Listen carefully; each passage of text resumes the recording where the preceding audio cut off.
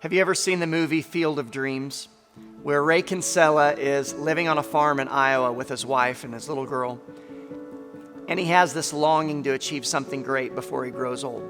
While walking through his cornfield one evening at dusk, he hears a voice whisper, "If you build it, he will come." The message was then followed by a vision revealing a baseball field in the corn. With great risk and even greater faith, Ray plows up a section of his corn crop to build a baseball diamond during a risky season of financial hardship as a family.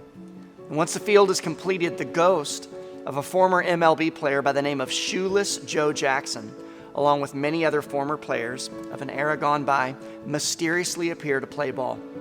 Having second thought regrets as to whether this was a good idea financially, with their faith being put to the test, a new friend they gained along the way reassures them with unexplainable intuition that their faith is about to pay off. People will come, Ray. They'll come to Iowa for reasons they can't even fathom. They'll turn up your driveway, not knowing for sure why they're doing it. They'll arrive at your door as innocent as children, longing for the past. And boy, was he right.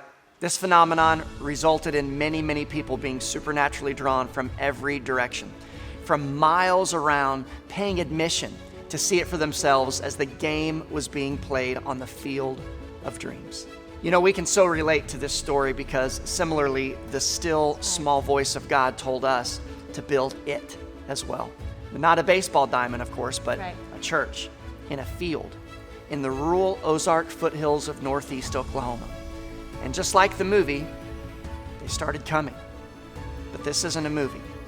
This is a genuine move of God. Maybe you've never seen God do something truly miraculous in your life. But what God is doing here is living proof that He is still in the business of moving mountains. There are really no words to describe how all this happened but God. If you don't know our story, it's remarkable. We began on a couch in our mobile home with our 4 beautiful babies and 1 other family. We outgrew our home, and then we moved over across the field to a farmhouse that was on the same property.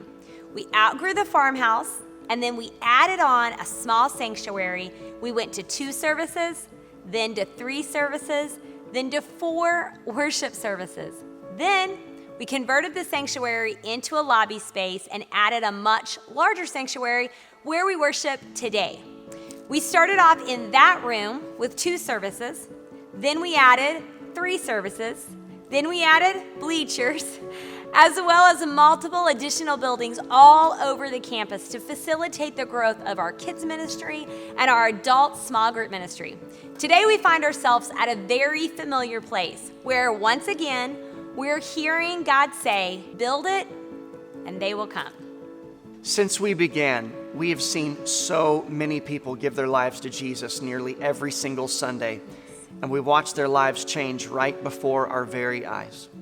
We've seen people find real hope. We've seen marriages mended. We've seen God miraculously heal people from their hurts, their habits, and their hang-ups. Because of our growth, we've been able to better serve area foster families as well as families fighting hunger, while providing ministry to various people from nursing homes and prisons to hurting people in the great nation of Israel, as well as various orphanages all around the world. And though we could share countless stories of life change from over the years, here's just one rescue story of a life that has been forever changed. Hi, my name is Carly Sparlin, and I'm here to tell my story. I, at a very young age, found out what evil was really like. And I learned to keep secrets and to live that everybody would think I was okay when I wasn't. Life was confusing for me. It was so tiresome. You fought every day just to keep going. So as happy as my life should have been, I have great kids, I have beautiful grandkids, just couldn't do it. So as the fight grew tiresome, I decided that it was time to end the fight. So I began trying to write letters to make people understand that it really had nothing to do with them. Because I was scared. I didn't want my kids to think that it was them. It wasn't. So anyway, one day my husband wanted me to go for a drive with him. I was staring out the window, seeing a Mountain Movers Church billboard. There was a voice that I heard in my head. It was not something maybe I heard with my ears, just a thought, I guess. And it just said, "Give me this Sunday." I said, "There's that church, that Mountain Movers Church." And he said, "We should go." So Sunday came. I mean, they were happy and shaking the sign. And I remember thinking, my Lord, these are happy people. The team that welcomes you, they came right up and, talked to us. And we went into the sanctuary. The pretty little blonde girl sang, and she was singing. It was healing. It was, and I asked my God to move. And at that time, I just could not quit crying. I just kept feeling like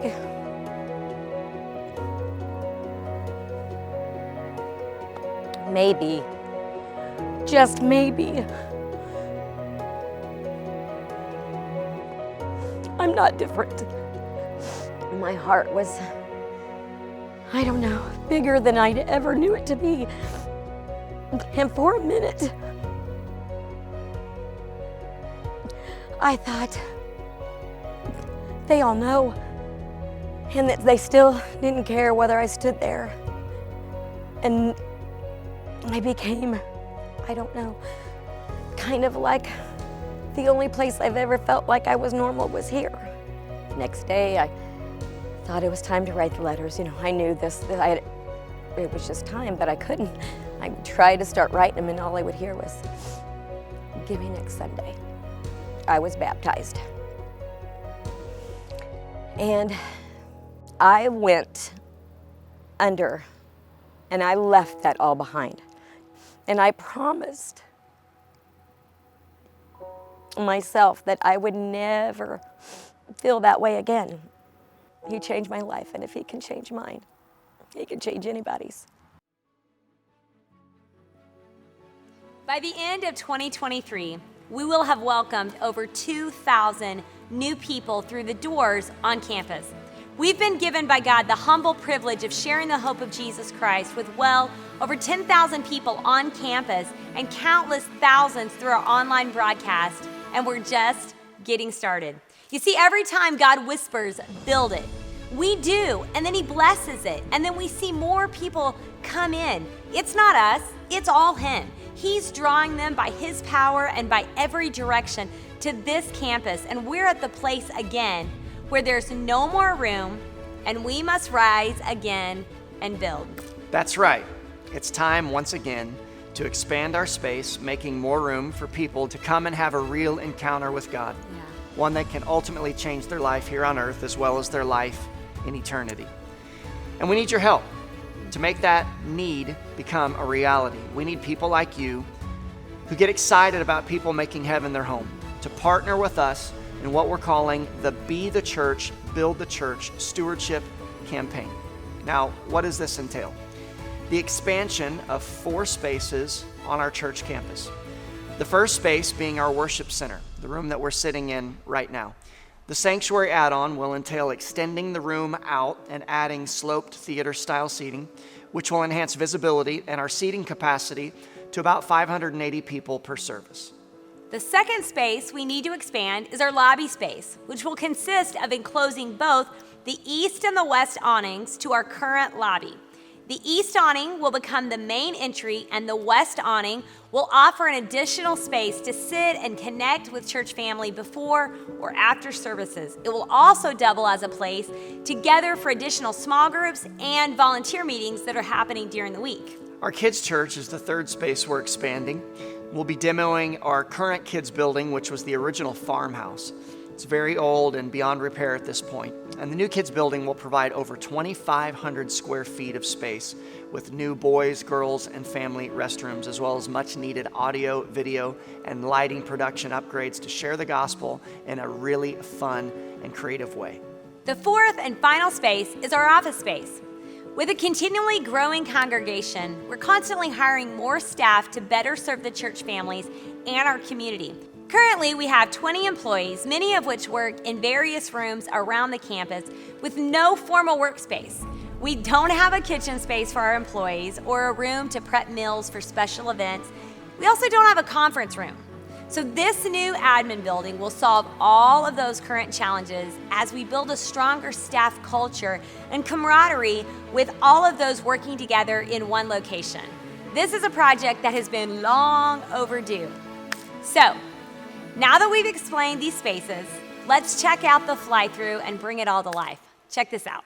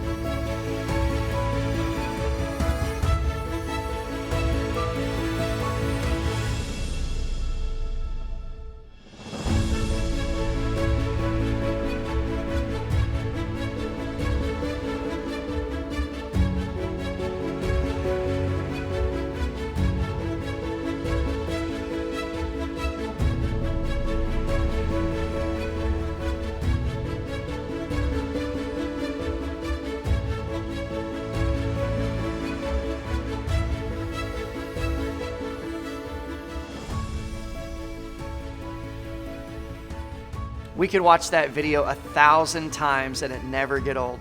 It's so exciting to think about the people whose lives could be impacted. From having the space to hire more employees, creating more jobs for our community, to welcoming more families through our doors and watching them pour in through our expanded lobbies and into our adult and kids worship centers. But as you know, every dream has a price. So what will it take to make this dream become a reality? $1 million. What happens if more than $1 million comes in? What then? Great question. The $1 million budget for this project is a bare minimum amount that covers our most imminent needs. And there are many, many more projects that God has placed on our hearts as pastors as part of this long-term vision, such as paving the church parking lot, which is estimated to be around $300,000. We need gravel in the parking lot for our volunteer team, which is across the creek, and that team is continually growing. We need to build at least 3 more life rooms in Life Village, which is where our small groups meet throughout the week. That estimated cost is around $60,000. And if you talk to any church members around here, they will agree that we need restrooms in the village so church members don't have to walk what seems like half a mile to the main buildings when they need to use the restroom. The list goes on and on and on. So just give whatever God lays on your heart, and we know God will provide. He always does. So what part are we asking you to play in this stewardship campaign? Well, let's start with what we are not asking you to do. We're not just asking you for money. That's not what this is ultimately about. Some of you watching this video, you've experienced the previous seasons we've been talking about. You've seen firsthand what God has done. Others of you, you've heard the stories. But right now, you have the opportunity to partner with us in the next season of growth. You can literally become a part of the miracle yourself. What we're asking is that you join us on a spiritual journey to hear from God, to trust God and obey God, and then sit back and watch God go. So here's how it works. We ask first and foremost that you commit to praying over this project every single day. This is the most important step in preparing your heart for what God has for you.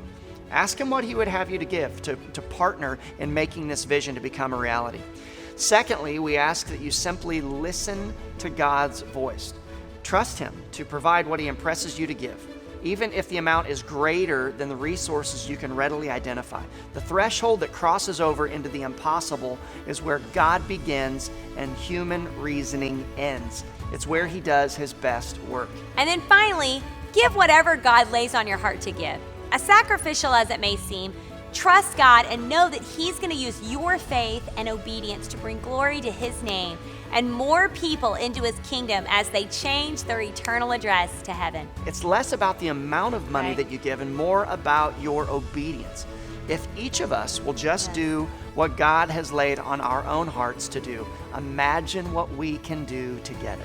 This is your chance.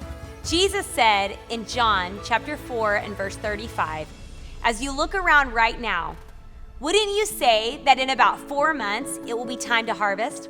Well, I'm telling you to open your eyes and take a good look at what's right in front of you. These Samaritan fields are ripe. It's harvest time. That's right. Help us build it so more people can come. The harvest is ripe. The time is now. Thanks so much for watching. God bless you. Bless.